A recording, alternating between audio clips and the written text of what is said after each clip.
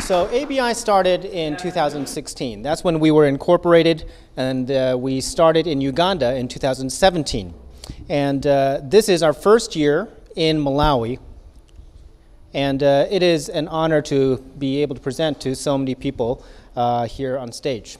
Last year, what we have done is we have graduated 55 entrepreneurs from Uganda.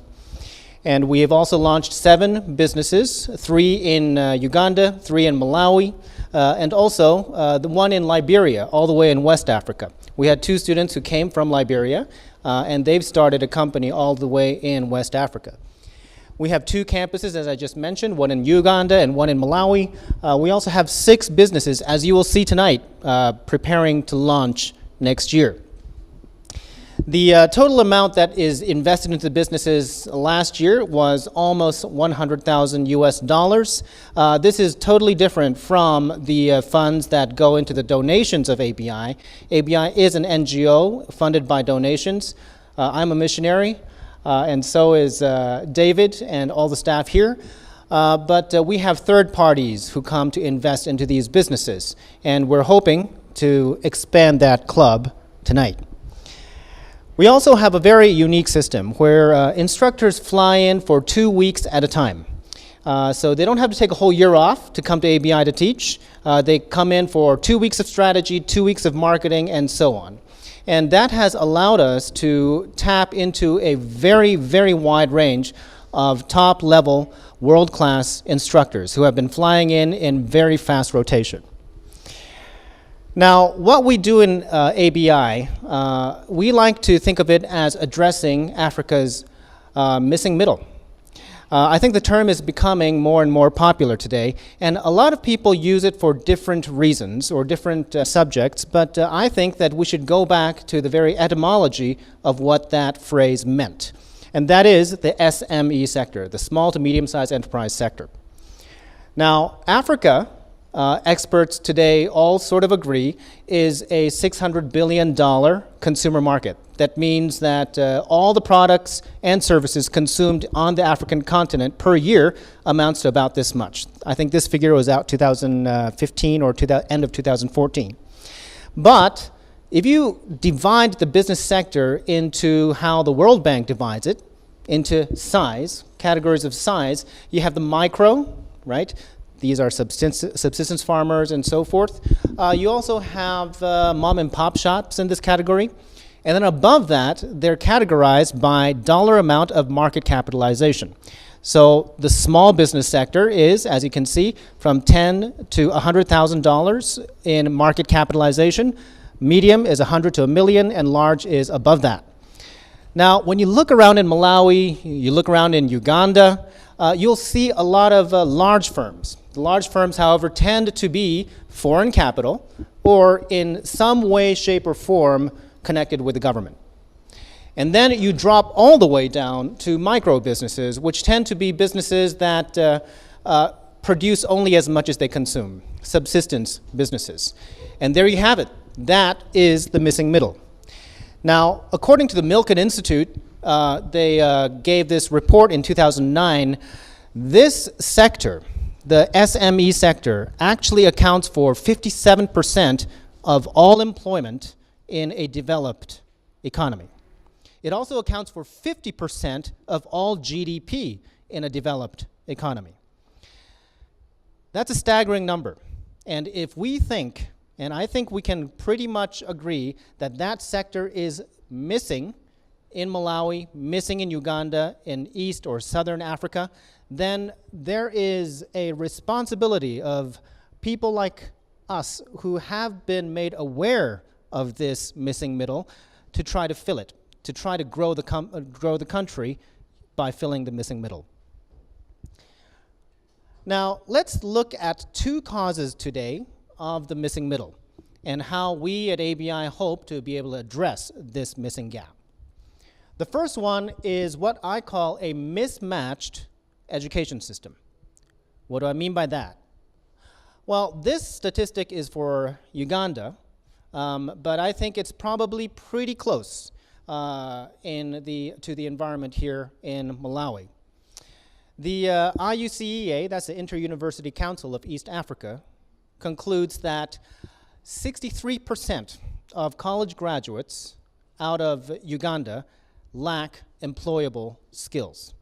That's Uganda at the very worst, and right underneath you have Tanzania at 61%, and then you have Burundi at 55%, Rwanda at 52%, and even Kenya at 51%. Now, that's actually a staggering number if you think about it. Maybe we think that they might be asking the wrong question. It's not whether the youth lack employable skills or not, it is whether there is employment or not. You can see that this is quickly tying into the missing middle. If you have a copied and pasted education system from the West or from places like Japan, the system is primarily designed to create employees, job seekers. You want accountants, you want to be dentists, you want to be doctors, bankers, consultants, and so forth. These are white-collar jobs. In the case of a dentist, maybe not just the collar. But you don't have such employers here in Malawi, or not nearly enough to absorb the youth population here. So what you need, of course, is job creators, people who are going to create new businesses.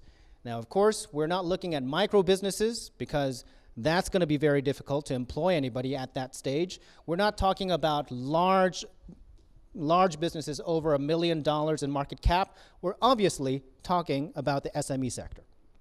So that is where ABI has put its focus on. Now, in Uganda, it has actually worked very well. ABI has really built a very strong brand in just 1 year. The news seems to treat us as a darling, and we're very thankful to the Lord for that. Now, together with the University of Oxford, some of you, Steve, might have come to one of the Oxford ABI events back in July. But what they do is, as our partner, they send teams of MBAs, teams of specialists down to ABI every year to help our students with their business plans. But also, we have some pretty interesting guests coming in. For example, the director of the Oxford Seed Fund was here. The co-chair of the Oxford Africa Conference, which is one of the biggest Africa conferences in the UK, was here. It's been quite a ride, like I say. So what does a year in ABI look like? Let me quickly run you through this. The curriculum looks pretty much MBA-ish, if you can see. It's an MBA that is run, obviously, on Christian principles. But if you take a look very closely, you'll see that there is a trend here. The first half is primarily done in the classroom. We have, as you remember, lecturers flying in from the States, from the UK, from Japan, to teach our students at 2 weeks at a time. It is a very engaging class. You can see it is very team-based, including some hardcore number crunching as well. But that's not all. Of course, there's a lot of internship and going out there to see what the business world and business landscape is like outside in the local context. The second half, though, things change very quickly. Yes, you do have the economics class and so forth, but then the Oxford team comes in around August and September. This year, the winner of the Oxford NCEGO project was one of our teams. A big shout out to Eco Building Systems, everybody.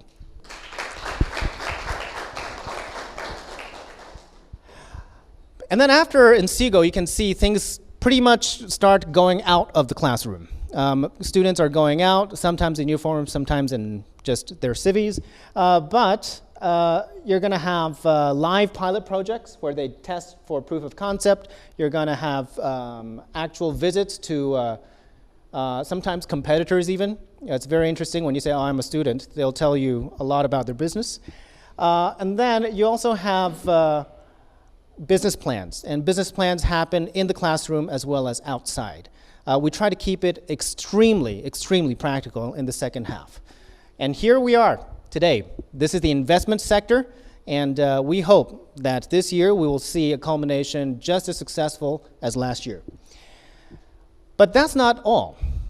For 1 to 6 months, the investment will continue. We understand that the investment doesn't come in one big chunk in November.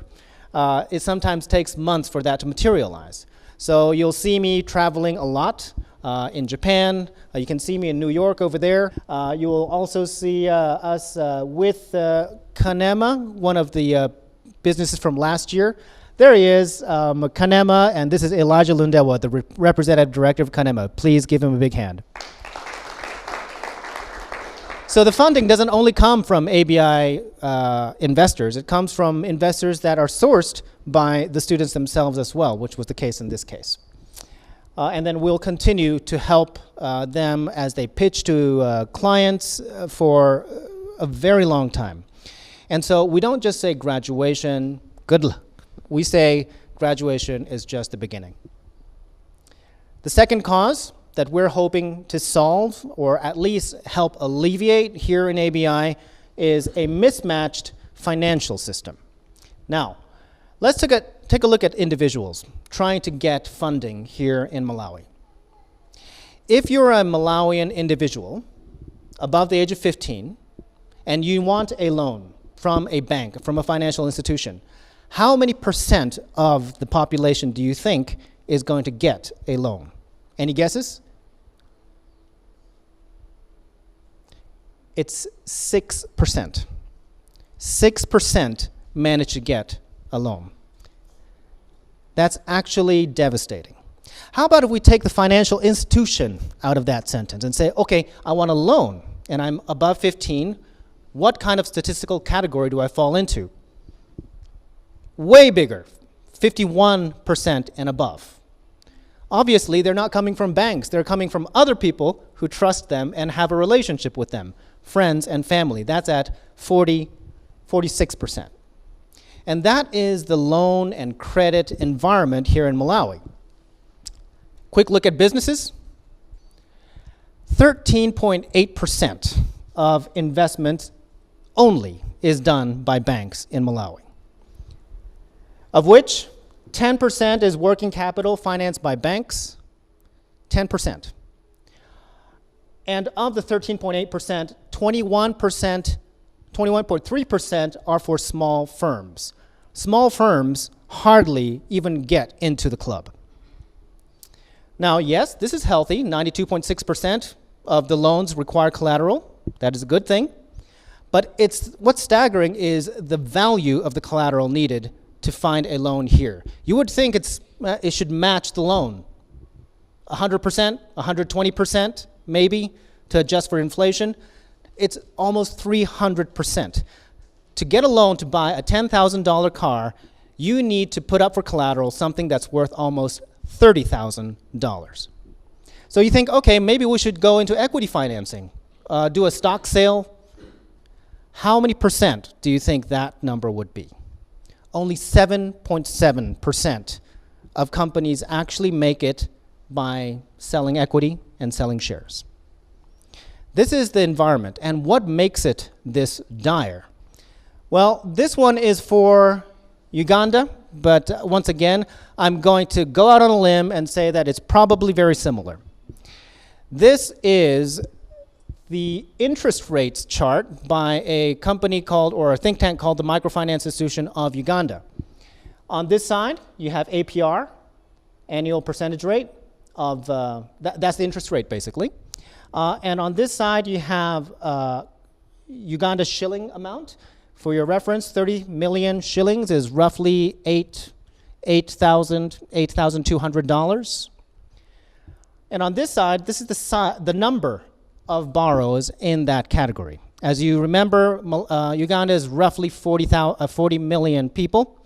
And so one person can have more than one kind of loan. 41,000 is the max over there, you can see. This is staggering. Take a look. Most of the loans are above 50%. And it's done by NGOs. Green NBFI, that's non-banking financial institutions, microfinance, for example. And then it keeps going up.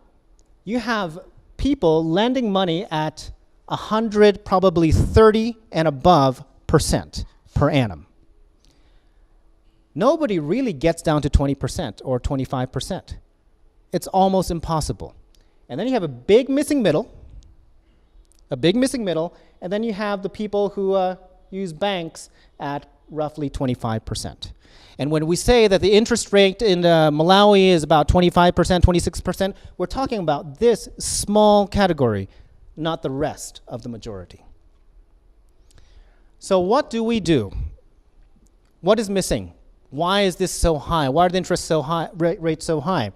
Well, we all know the FICO system, I hope. The FICO system is a credit rating system that is most popular in the United States and most of the West. They have 5 rating criteria. And these rating criteria don't apply in Africa, especially to the youth. Payment history, you don't have payment history. You don't have a bank account probably. Maybe you have a mobile banking account which has a history of maybe tens of dollars or $20, max $100 being transmitted.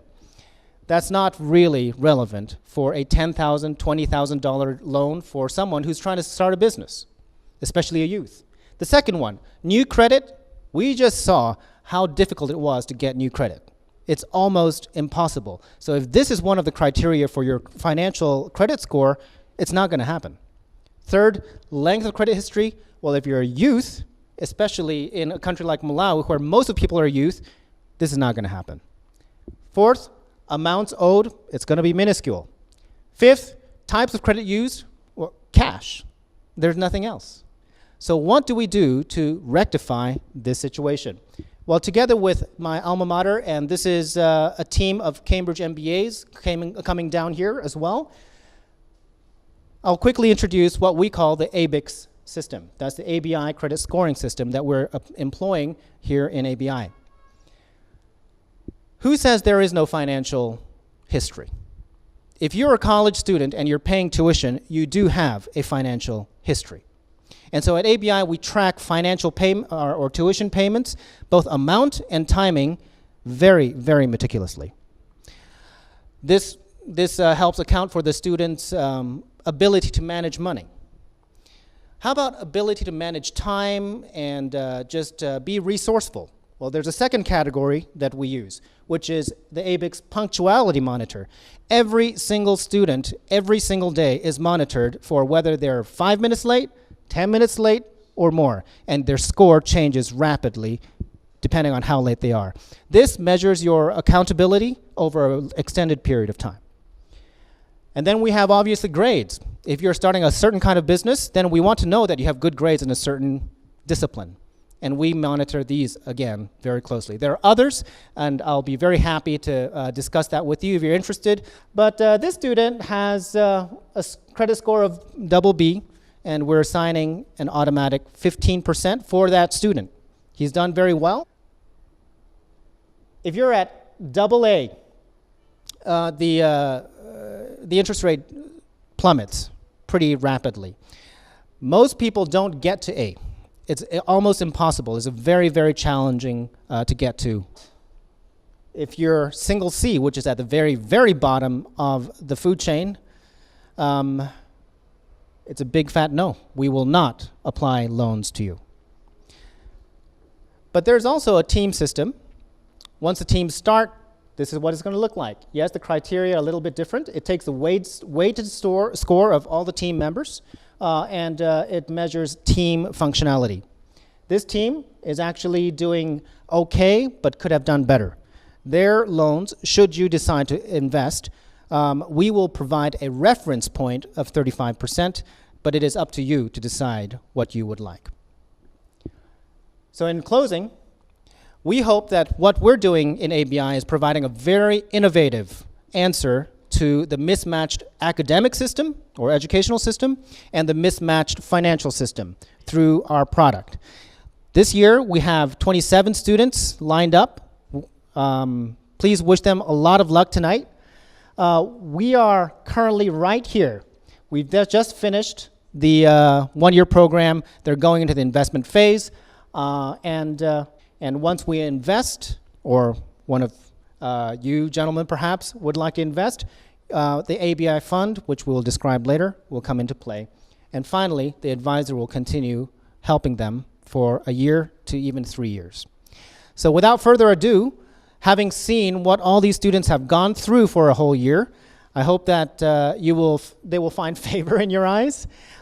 We do hope, however, that your feedback to them will be extremely on point. Please don't shy away. They're used to it.